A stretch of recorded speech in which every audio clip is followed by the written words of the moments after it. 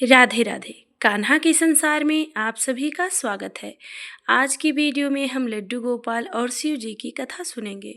कैसे बने शिव जी गोपी, आज की इस कथा में हम जानेंगे। तो आइए कथा को विस्तार से सुनाते हैं आपको, और आप सब भी कमेंट बॉक्स में राधे राधे हर हर महादेव जरूर लिखिएगा। तो बोलिए वृंदावन बिहारी लाल की जय, भोले शंकर की जय।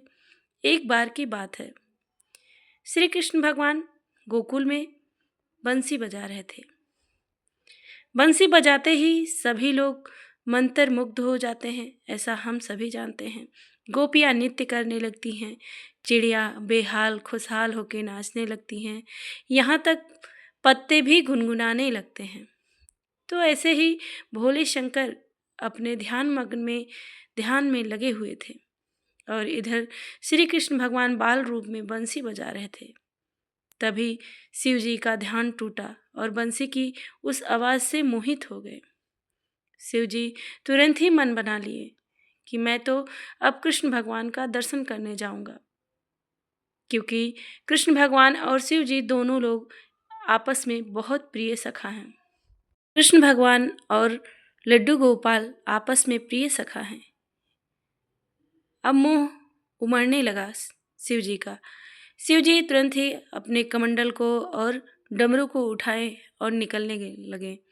तभी पार्वती मैया पूछती हैं, प्रभु कहाँ, इतनी जल्दी में कहाँ जा रहे हैं, क्या कारण है? तभी शिव जी कहते हैं, अब मुझसे रहा नहीं जा रहा है, उस बंसी के धुन पे मुझे भी नृत्य करना है। मुझे अपने तारंकन लड्डू गोपाल जी का दर्शन करना है। मैया मुस्कुराती हैं, बोलती हैं, हाँ प्रभु, उनकी बंसी का धुन तो ऐसा मन मोह लेता है कि मन करता है कि वो बंसी बजाते रहें और हम सुनते रहें। ठीक है प्रभु, जाइए, तब तक मैं गणपति को स्नान करा देती हूँ। पार्वती मैया गणेश जी को स्नान कराने लगती हैं, और इधर शिव जी जल्दबाजी में निकलते हैं। इधर श्री कृष्ण भगवान बंसी बजाते हैं, गोपियाँ नृत्य करती हैं। यमुना गंगा मैया उनके पहरेदारी में खड़ी थी। तभी शिव जी जब प्रकट होते हैं तो यमुना जी देख लेती हैं, कहती हैं, कहाँ प्रभु, कहाँ चल दिए? तभी शिव जी हाथ जोड़ते हैं और यमुना मैया को प्रणाम करते हैं। कहते हैं, मैया मैं भी नृत्य में शामिल होना चाहते हूँ, इस बंसी की धुन पे मैं भी नृत्य करना चाहता हूँ। तभी यमुना मैया कहती हैं, यहाँ पे बस गोपियाँ ही जा सकती हैं, आप नहीं जा सकते हैं। शिव जी बहुत चिंतित होते हैं, फिर हाथ जोड़ते हैं शिव जी और यमुना मैया से कहते हैं, मैया आप ही कोई रास्ता बताइए ना।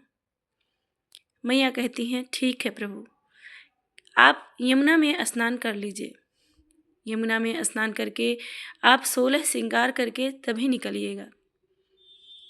तभी शिव जी यमुना के अंदर जाते हैं और स्नान करते हैं। सुंदर साड़ी, सुंदर काजल, गजरे, हाथ में चूड़ी, बिंदी, सिंदूर, 16 श्रृंगार के साथ प्रभु छम छम करते हुए बाहर आते हैं। यमुना मैया मुस्कुराती हैं और आगे बढ़ने देती हैं। अब इधर श्री कृष्ण भगवान अपने धुन में बंसी बजा रहे थे। शिव जी जब नृत्य में सम्मिलित होते हैं, श्री कृष्ण भगवान भला अपने सखा को और अपने सखा के आने का अनुभव ना महसूस कर पाए, ऐसा हो ही नहीं सकता। शिव जी के आने पर श्री कृष्ण भगवान बंसी बजाना बंद कर देते हैं और पीछे मुड़ के देखते हैं तो बोलते हैं, आइए गोपेश्वर महाराज आइए, और उनका हाथ पकड़ के सबसे उच्च स्थान पे उनको बैठाते हैं और हंसने लगते हैं। इधर मंद मंद मुस्कान में शिव जी भी मुस्कुराते हैं। गोपियाँ कुछ समझ नहीं पाती हैं और श्री कृष्ण भगवान फिर से बंसी बजाने लगते हैं, और सभी गोपियाँ और शिव जी और कृष्ण भगवान साथ मिलकर खूब नृत्य करते हैं। इधर पार्वती मैया अपने महल से इस नृत्य को देखकर बहुत खुश होती हैं, आनंद लेती हैं। सभी देवी देवता फूल की वर्षा करने लगते हैं। भला शिव जी जहाँ पे तांडव करें वहाँ पे खुशबू ना फैले, ऐसा हो ही नहीं सकता। सभी लोग बहुत प्रसन्नचित्त थे। तो ये थी शिव जी की कथा, कैसे बने थे शिव जी गोपेश्वर। तो हमारे कृष्ण कन्हैया लड्डू गोपाल भी शिव जी की आराधना करते हैं, उनकी सेवा करते हैं और उनको सबसे उच्च स्थान देते हैं। श्री कृष्ण भगवान गीता में ऐसा लिखते हैं कि जो कृष्ण भजेगा वो शिव को प्यारा, और जो शिव भजेगा वो कृष्ण को प्यारा।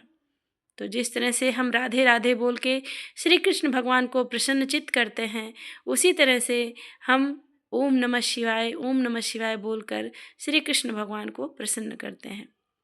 तो इसीलिए प्रदोष के दिन हमें श्री कृष्ण भगवान के विग्रह के सामने ओम नमो नारायणाय, ओम नमो भगवते वासुदेवाय, इन सब मंत्रों का तो जाप करना ही चाहिए।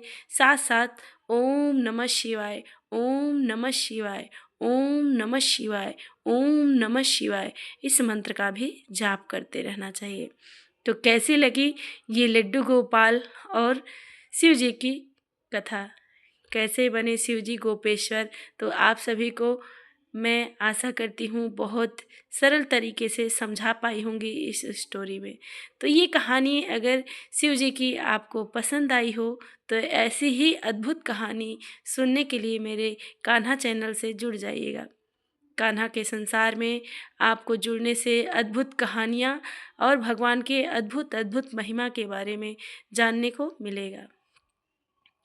तो प्रदोष काल में शाम के टाइम में शिव जी स्वयं धरती पे आते हैं और देखते हैं कि हमारा पूजन पाठ कौन कर रहा है। तो इसी तरीके से आपको मैं एक उपाय भी बताती हूँ। कहते हैं जिसे संतान की प्राप्ति नहीं हो रही हो वह प्रदोष काल में प्रदोष के दिन शिव जी की आराधना करे। साथ साथ सुबह ब्रह्म मुहूर्त में उठ के श्री कृष्ण भगवान के बाल रूप लड्डू गोपाल को पंचामृत स्नान करा के और उसी जल से शिव जी का अभिषेक करे, और फिर वो जल जो शिव जी के लिंग से गिरता है उसे थोड़ा सा लेकर अपने ग्रहण करे। जो भी स्त्री माँ बनना चाहती है वो इस जल को ग्रहण करे, बहुत जल्दी उनको लाभ मिलेगा, और दृढ़ विश्वास के साथ इस उपाय को करें। तो आशा करते हैं इस वीडियो से आपको बहुत ज़्यादा लाभ मिलेगा। मिलते हैं नई वीडियो के साथ, तब तक के लिए नमस्कार। जय श्री कृष्णा, राधे राधे।